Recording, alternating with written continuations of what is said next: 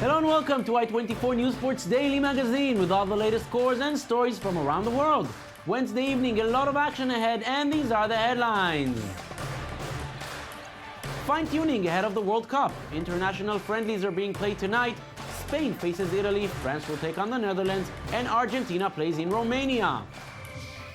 Just a day after scoring 61 points, LeBron James had the chance of being the hero again for the Heat, but it didn't happen this time as the buzzer-beater three-point shot falls outside.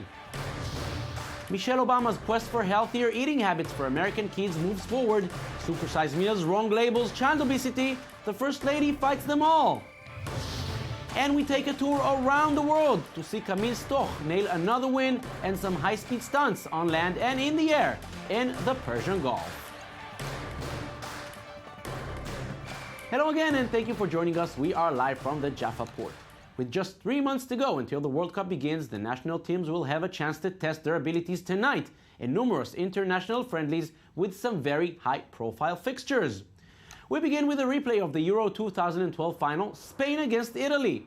The Azzurri were no match for La Roja in Kiev. Italy lost 4-0 and would surely love to show things have since changed, and what better way to do it than on Spanish soil, as the game tonight will be played at Atletico Madrid's Vicente Calderón. The big news for the world and European champions coming from Diego Costa, who will join the Spanish squad for the first time. After causing great controversy for preferring Spain instead of his native Brazil, manager Vicente Del Bosque remembers very well the great victory from 2 years ago, but expects something completely different tonight. The Italy we played that final against was a weakened, handicapped Italy. They were a bit more tired than we were, and they had the wrong circumstances for that match. Chiellini was injured, Moda was injured. Well, the situation was very difficult for them, but now we are expecting a stronger Italy. One more big match will be held in Paris, where France will host the Netherlands. France had to struggle to make it to the World Cup after a very difficult playoff encounter with Ukraine, but the goal was reached. The Tricolor are now among the 32 teams that will travel to Brazil in the summer. Bayern Munich star Frank Ribery will miss the match due to injury. Antoine Griezmann is expected to make his debut for the national team. Ribery's teammate from Munich, Arjen Robben, took part in practice, but he's also out due to injury. The Orange team will have to get along with a few other big names missing, and manager Louis van Gaal knows the final squad for the World Cup will look different. It is true that we will use this occasion to test a few players during the game. What is sure that this won't be the team for the World Cup. Today we have a few issues with Robben, who is injured, and we have a few players who are ill, including Van Persie. Another high-profile European team with title aspirations is Germany. It's been 24 years since the Mannschaft won the World Cup for the last time, and a lot has changed since 1990. No more tough defense and tight victories leading to glory, but offensive, explosive football, not always leading to success.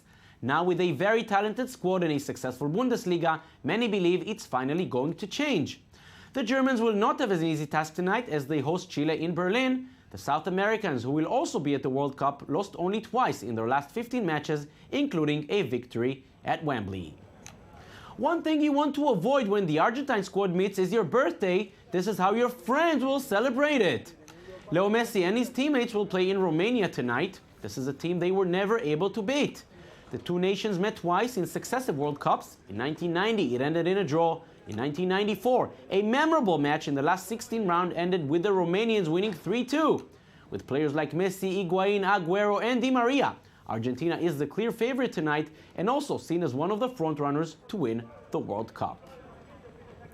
Belgium was one of the most impressive teams in the European qualifiers, and with big names like Eden Hazard, Romelu Lukaku, Marwan Fellaini, and goalkeeper Thibaut Courtois, there are great expectations from them, perhaps going as far as Belgium's biggest achievement, the semi-final in 1986. They will face Yaya Toure, Didier Drogba, and the Ivory Coast. The Elephants, as they're known, are also qualified to the World Cup, and this could easily be a match we can see in one of the knockout stages in Brazil. In other matches tonight, Portugal and Cristiano Ronaldo will host Cameroon. Both countries qualified to the World Cup. Another two qualifiers will face off in Basel as Switzerland will host Croatia, England will host Denmark in Wembley, and Uruguay with Cavani and Suarez will play in Austria. Another match with a big political meaning will be played tonight in Ayanapa, Cyprus. This is the venue where Ukraine will host the United States, a game that was previously scheduled to take place in Krakow, but it was moved out of Ukraine due to the escalation on the Russian border. Previous reports suggested the Ukrainian team will not travel to Cyprus as they were not willing to play away from home, but eventually the Ukrainian team did make the journey in the hope that this game will raise even more the awareness to the situation in Ukraine and especially at the Crimea Peninsula. The Ministry of Sport, new Ministry of Sport Bulatov, and he came to the hotel with the president of the federation, with the head coach. They discussed this question and finally they took decision to play because it's very symbolic for the peace. And the slogan of the game is a peace for Ukraine. Football's European Club Association concluded its two-day General Assembly this week, presenting a study that defends the sport's current transfer system. A group representing Europe's football clubs presented yesterday the study that defends the system which the International Footballers Union wants to overhaul. The players said in December they would go to the European Commission to argue for a reform to the transfers that shackle players to clubs, but the ECA said its study of all international transfers involving European clubs from the past 3 years indicated that the current system guarantees player mobility. Zinedine Zidane, Ronaldo, Cannavaro, Paolo Maldini, Pavel Nedved, and all of them in one team. Sounds like a dream? Well, the dream came true last night. All those football legends gathered in Switzerland to take part in an annual fundraiser. Now in its 11th year, the United Nations Match Against Poverty attracted many big names who combined to an all-star squad which faced the local team representing the Swiss capital, Young Boys Bern, with the All-Stars winning 8-6. 60,000 fans attended the match. The income will be transferred to the Philippines to help the victims of Typhoon Haiyan that hit the country last November. NBA now, and a day after scoring his personal record 61 points, LeBron James took to the court again, this time in Houston. Early in the game, LeBron was still in the same scoring mood, running the court, finishing with a dunk. The Rockets are a very strong team this season, third in the West, and with Dwight Howard and James Harden in the squad, this is definitely a team no one really wants to face in the postseason. The man with a mask gets another steal and slams home. Houston was leading by a point at the break. Second half, and the Rockets can also run the floor. Look at James Harden going all the way. He had 21 points. It seemed to be going their way as Jeremy Lin puts the home team up by 13 in the fourth quarter. But the Heat slowly cut the lead, and with 6 minutes to go, we're tied at 93. Apart from the 21 points, Harden had 11 assists, including this one. Final seconds, Rockets up by 3, LeBron with a final shot. Not this time. The Rockets win 106-103. Michelle Obama, the First Lady of the United States, is an advocate for a healthy lifestyle and a fighter for abolishing children obesity. Her campaign for sporting activity, Let's Move, has gained popularity in the country, and she even successfully passed a law for labeling sugar products. Liz Barenboim with a story. Michelle Obama does not hesitate to break a sweat for a just cause. 4 years ago, the first African-American First Lady of the United States launched an unprecedented initiative, the Let's Move campaign.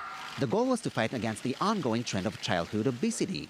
In a country where 1 out of 3 people are considered overweight, Michelle Obama has made this objective her top priority. Since the arrival of her husband at the White House, she has been encouraging parents and children to exercise and eat healthy foods. You as a parent and a consumer should be able to walk into a grocery store, pick an item off the shelf, and tell whether it's good for your family. Michelle Obama. If it's on late-night shows with Jimmy Fallon or daytime primetime with Ellen DeGeneres, the First Lady embarks on dance numbers